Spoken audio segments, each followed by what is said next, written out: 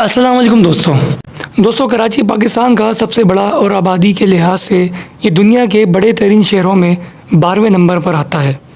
लेकिन कराची की आबादी इससे कहीं ज़्यादा है जितना कि इसका रिकॉर्ड है। लेकिन क्या आप जानते हैं आज से 300 साल पहले ये मसरूफ़ तरीन शहर कैसा दिखता था? इसके लिए आपको 300 साल पीछे जाना पड़ेगा।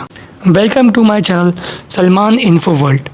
साल 1729 जब कराची शहर का नामो निशान ही नहीं था, तब ये एक साहिली मैदान हुआ करता था। बलोच और मकरानी यहाँ मछलियाँ पकड़ने आया करते थे। साल 1729 की शदीद बारिशों और उसके नुकसानात के बाद ये लोग इस जगह पर आकर बस गए। इन्हीं मछेरों के कबीलों में एक खातून भी हुआ करती थी जो सारे मामलात को हैंडल किया करती थी। इसका नाम माई कुलाची था। वो खातून बहुत सखी और समझदार भी थी। इसी जगह उसने अपने कबीले की आबादी को भी बढ़ाया और इसकी शोहरत के बाद इस जगह का नाम माई कुलाची रख दिया गया। ये एक छोटा सा गांव था जहां मछेरे रहा करते थे। साल 1748 ये वही साल है जब टालपुर की हुकूमत पूरी तरह सिंध पर थी और इन्होंने समंदर के रास्ते मस्कत और रशिया के साथ इंपोर्ट एक्सपोर्ट का बिजनेस शुरू किया। टालपुरों ने समंदर के किनारे एक किला भी तामीर करवाया जिसको बाद में ब्रिटिश ने तोड़ दिया। इस किले की कुछ निशानियां आज भी मनोड़ा बीच पर मौजूद हैं। 1799 में सिंध और पंजाब में ब्रिटिश गवर्नमेंट तेजी से कब्जे कर रही थी। टालपुरियों के पास समंदर होने और इसकी तेजी से तरक्की के बाद इसको कमर्शियल पोर्ट यानी मुस्तकिल तौर पर एक बड़ी बंदरगाह बना दिया गया। लेकिन तब तक ब्रिटिश गवर्नमेंट की इस जगह पर नजर पड़ चुकी थी। साल 1839 में ब्रिटिश गवर्नमेंट ने कराची पर कब्जा कर लिया और इसके बाद अफगानिस्तान और रशिया में अपनी कैंपेन्स भेजना शुरू की। ब्रिटिश जानते थे कि इस जगह की काफ़ी वैल्यू है। इन्होंने पहले इस जगह का नाम कराची से कराची रखा और अब ये इस जगह को एक मॉडर्न सिटी बनाना चाहते थे। एक ऐसा शहर जो दुनिया भर के साथ साथ हर शहर में कारोबार का बायस बने। साल 1848 में जनरल आर्थर पाल्मर ने कराची को ब्रिटिश इंडियन एम्पायर का हिस्सा बना दिया। इस वक्त कराची की आबादी सिर्फ 9000 के करीब थी। असल में 1840 के बाद ही कराची की असल तामीर शुरू हो गई थी। जब कराची की बुनियाद डाली जा रही थी, इस शहर में इंफ्रास्ट्रक्चर भी तामीर हो रहा था और इसी शहर में नए नए कारोबार भी किए जा रहे थे, जिसके बाद इस शहर की आबादी तेज़ी से बढ़ना शुरू हो गई।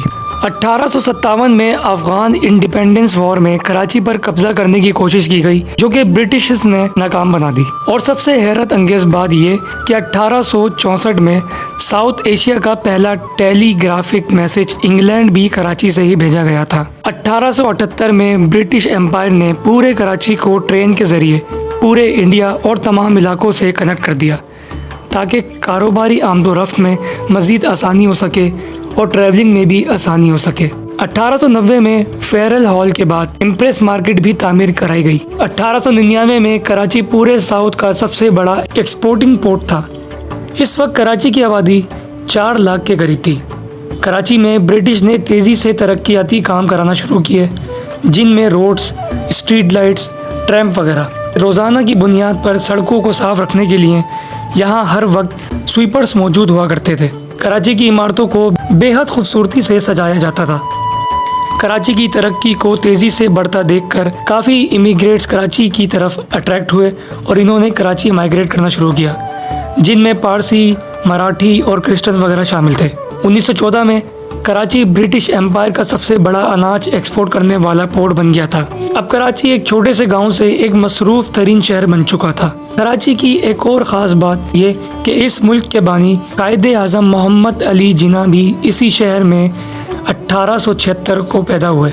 साल 1947 में पार्टीशन के बाद काफ़ी लोगों ने पाकिस्तान के मुख्तलिफ शहरों और कराची में हिजरत की, जिसके बाद 1960 तक लोग कराची आते रहे और इसी वजह से कराची की आबादी में भी तेज़ी से इजाफा हुआ और इसी वजह से बाद में कराची का इकोनॉमिक सिस्टम भी काफ़ी हद तक चेंज भी हो गया। इसके बाद इस शहर को पाकिस्तान का कैपिटल बना दिया गया, क्योंकि इंडिया से लोग अपने माल और जायदाद छोड़कर इस शहर में पाकिस्तान की खातिर अपनी ज़िंदगी नए सिरे से शुरू कर रहे थे। 1959 में इस्लामाबाद को पाकिस्तान का कैपिटल बना दिया गया और ये वो दौर था जब कराची पूरी दुनिया के लिए एक मिसाल था।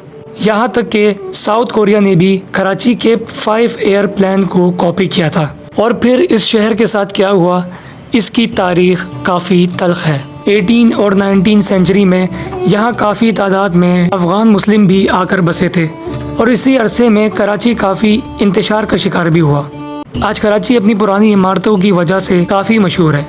इसी के साथ साथ कराची के खाने भी दुनिया भर में काफ़ी फेमस हैं। काफ़ी सालों पहले इस शहर को रोशनियों का शहर भी कहा जाता था, जहाँ किसी दौर में लोग इसकी डेवलपमेंट से अट्रैक्ट हुआ करते थे। वहीं इस शहर के कुछ अपनों ने इसे दुनिया का खतरनाक तरीन शहर भी बना दिया था। 2014 में कराची दुनिया के खतरनाक तरीन शहर में 6ठे नंबर पर आता था।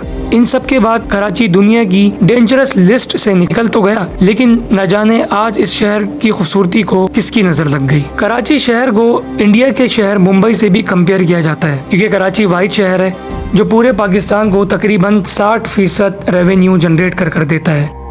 पाकिस्तान भर में ये वही शहर है जो सबसे ज़्यादा टैक्स भी देता है, लेकिन ये शहर आज भी लावारिस है। ना तो कोई इसका हुआ और ना ही कोई इसे अपना मानता है।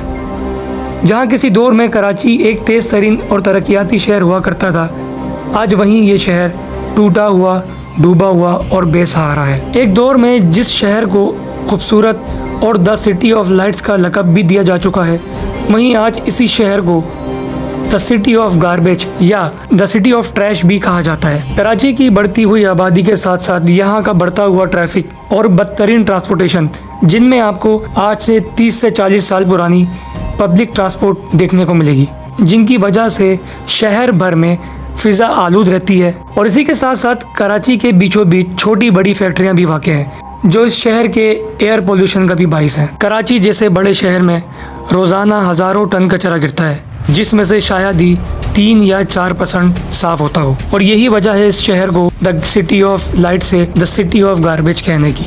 इस शहर में स्नैचिंग भी बहुत आम है, घर हो या ऑफिस, बैंक हो या सड़क। अब यहाँ स्ट्रीट क्राइम इतना कॉमन है कि इस पर कोई भी आवाज़ नहीं उठाता। जिस शहर ने किसी दौर में इस मुल्क को काफ़ी हीरे और काफ़ी नायाब नगीनों से नवाजा, जिनमें डॉक्टर अब्दुल कदीर, अब्दुल सत्तार रेदी, उमर शरीफ, नाजिया हसन वगैरह, वहीं इस शहर में काफ़ी बड़ी और ख़तरनाक माफियाज भी मौजूद हैं और इस शहर के लोग भी इन माफियाज के हाथों मजबूर हैं।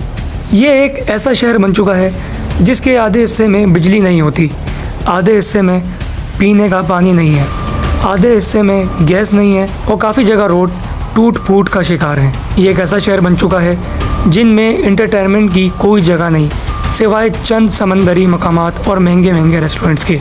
इस शहर से बड़े बड़े लोग बड़े बड़े नाम लेकर निकलते तो हैं, लेकिन कभी इस शहर को किसी ने बनाया नहीं।